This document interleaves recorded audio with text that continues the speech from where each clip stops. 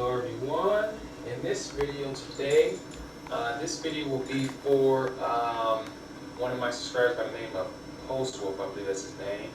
He asked me if I could make a video on the Burmese tones. So I've done a little bit of studying on Burmese, or I should say not a little bit, but I spent quite a bit of time studying Burmese last week, and I familiarized myself with tonations and whatnot. So today I would like to make this video for him and anybody else who's interested in learning Burmese. Okay, so alright. So as I mentioned before about the resources I use for Burmese. Oh shoot, I'm sorry, I have to get one thing I forgot.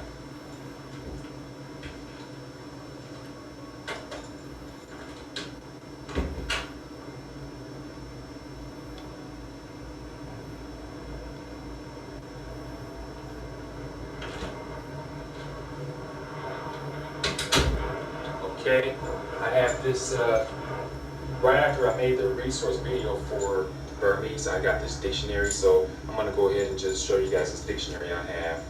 Okay, so in the last video I made for Burmese, this is the book I'm using for Burmese, and it's really good. Postwolf, he told me that he has a Burmese book, but it does a terrible job on explaining tonation. Well, buddy, I'll tell you, this book here is really, really nice. So I will definitely suggest you to get this book here. I will post a link where you can purchase this book. Now, I've tried to look for it over on Uzi Translations, but they don't have it. They don't have this book, unfortunately. But this book is really good for explaining tonations and whatnot. So, yeah, definitely you want to try to get this book anytime. All right? And it comes with audio as well. They do a really good job on explaining tonations and other rules of the language. And I have this dictionary here. I got this from the same website, Burmese to English, English to Burmese. So it has the of course it has the writing, it has romanization in there. So this is a pretty nice dictionary. Okay. So let's get started. Let me adjust my camera here. Let's see.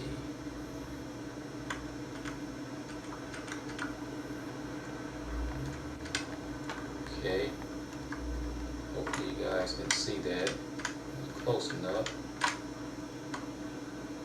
Alright, so the it's light enough in here. See, I have to make my videos during the day.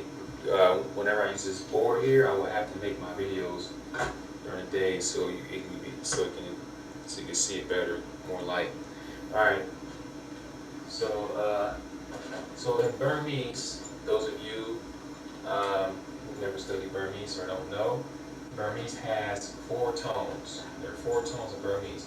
Now, as far as today, I will be making another video comparing Burmese, Thai.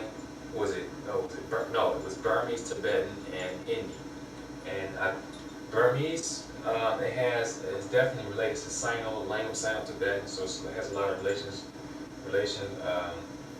with similarities with Tibetan, and of course Hindi, Devangati, or not Devangati, but Sanskrit. There are some connections with the Southern Indian language in terms of the script. So you guys will see that in the next video. But anyway, this as far as tonation, this is something that's similar to Tibetan with the tonation in Chinese and whatnot. Okay, so first of all, Burmese has 4 tones. It has the creaky tone, the low tone, high tone, and a stop tone. So the creaky tone is marked like this here. It has this mark here, a small period, and it will be subscribed. Okay, it will be subscribed with the letter. And that's something similar to Tibetan. They subscribe a lot of letters also. So this will be subscribed under the letter, and this low tone has no mark. The letter has no mark. It's just a plain letter. It's plain with no mark. Okay, and then you have the high tone, which you will see these 2 dots here at the end, and then you have the stopped. Now you won't see, this is just telling you it's a glottal stop. Alright? And when they write in the Romanized, when they write Romanized, they will use they will use this mark here, this comma mark here, just to let you know it's a glottal stop. Okay? So some examples over here I've written, you have these are all the four tones. This is what they'll look like in the actual script. So the falling or the creaky tone will be la, la, as you can see. But see here, like in there, when it's written and Romanized, they will put this dot under here. But sometimes you will see the dot, you will see a dot under the letter. It's not exactly the creaky tone. There's another rule to that when you see it under the letter. But Romanized, they tell you right off the bat that this is a creaky tone. Okay, so you have la, and you have la, la. This is the mid tone, right? Or low tone, actually. Yeah, low tone, no mark. So it will look like this. La, la. Okay, we have la, la. Again, that's the high tone. La, and you will see this. Yeah, you will see this mark a lot. They have a lot of high tones in Burmese. So la, and it will look just like this. The two dots will be at the end. And then here you have la, the full stop. So in this word, you have certain words that will make a little stop. Okay, this here is just telling you it's a glottal stop, basically. This is a glottal stop. All right. So there are certain words that you will put this small letter here over that will make a glottal stop. For example, here I wrote some glottal stops here. These are all glottal stops. Okay. As you can see, you have ka. You have the ka. That's just the sound of the letter. This is ka. But when you have down, it's like ka. And you have the sa. The sa. Okay. And you have pa. And then ta. So that's what makes, when you see these here, it makes it's a glottal stop. Okay. So yeah, these are glottal stops, and also you will see this letter superscribed on other letters. What that will tell you, that will tell you that the letter, there's an N sound, like a nasal sound. There's a nasal sound. So as you see here, these are all nasal sounds. Ma, na, nya, ga. Ga, nya, na, ma. So these are all nasal. So these are the nasal sounds, and these are the glottal stops. Okay. So for example, here I wrote this. This here. It basically means how are you, and I'll go ahead and sound it out for you to explain some things here. So, ne kong ye la kumya, ne kong ye la kumya.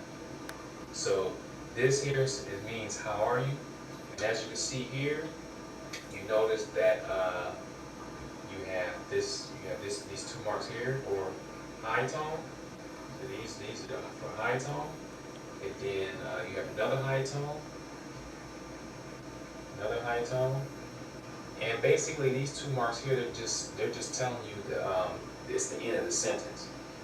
Okay, it's the end of the sentence. So they usually two lines will tell you that's the end of the sentence. So you will see two lines at the end, or you will see this, but this one line. So if you only have one line, it's just telling you that the sentence isn't complete. There's a comma, and it's going to continue. So here, the sentence is complete. Okay. So you have your high tones here. Okay. And then let's look for some glottal stops. Do we have any glottal stops here?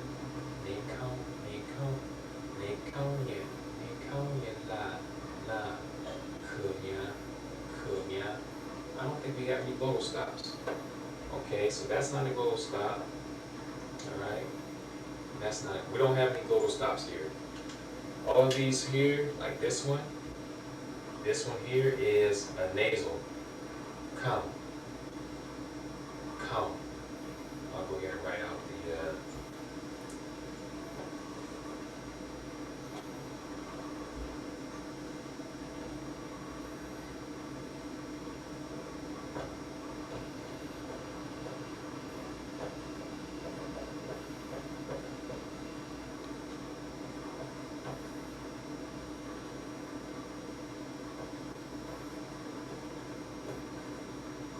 Okay. So in this come here, come, this come, you hear the nasal there. So this is the nasal. And how it's spelled, you have a k here, this k, this letter here is k. There's a rule in Burmese when it's spelled. It's similar to Tibetan, Thai, any of those languages, the way they spell things. This here, when you see this k aspirated letter with this on the other side, this is the setup here. Any letter that goes inside here is going to be an ow sound, like here, ow. It's going to have this ow sound. So here you have a k inside of these two letters, so it's a come. So come, all right, yeah, come. Or I should say, let me see. If I don't include this nasal here, it will be like just a plain AU. So if we don't look at the nasal, it's just going to be a ka. But see, once we add this nasal sound here, remember I told you before, you have your nasal sound. So as you can see, this letter here is this first one. So come, ne come, ne come. So without that, it will be come, and with it will be come. So that makes it a nasal. So ne come, yeah la. And this here, ne, this ne here, ei, this letter here is a n. Okay, that's a n. But if you have this behind it, it's going to be ne. Okay, that in the back is going to become ne. So ne come.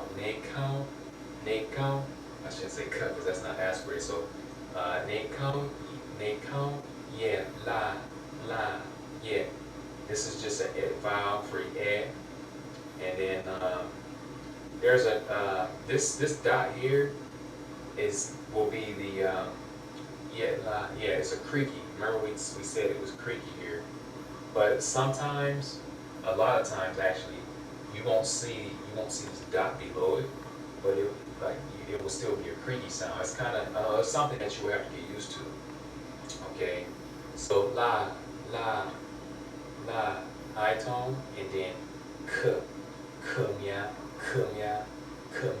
This is aspirated, a k. Okay, k. And then as you can see here, there's another k. It's a k. Nasal. This is the nasal sound. So kumya. And this is just a m with this simple here, which makes it a y. So nya, and this is like an I. The last letter is I. Okay, I tone. So that's how it works. That's how the tones work in Burmese. Now, like I said, it's kind of tricky sometimes because this creaky sound here, like I don't know, like they don't really mark it all the time. And this mark here doesn't always mean that the letter is creaky. Sometimes it's like a nasal sound. That's something that's I don't know. I guess I would consider that something irregular, but it's kind of tricky. But I think as you study more, you start to get used to it. So yeah, that's pretty much the tones for Burmese. And there are some other sounds and whatnot. I know I haven't went over the ya, but this video is basically for the tones, since someone wanted me to explain the tones of Burmese. So yeah, 4 tones. You see how they mark the tones in a sentence, and that's pretty much it, man. Airplanes. So that's pretty much it. And I touched the grammar a bit. I think I am to the point where I can say that it's SOB. The language, it seems to be SOB, like Tibetan, Hindi. It's an SOB. So anyway, this will conclude this video for the tones. I will make some more videos in the future talking about the letters and some more rudiments of the language. So hopefully this video made sense to those of you who are studying Burmese. And if you have any questions for native speakers of Burmese, if you've noticed any If you notice any errors here, feel free to correct it. And I will talk to you guys soon. Thanks for viewing the video.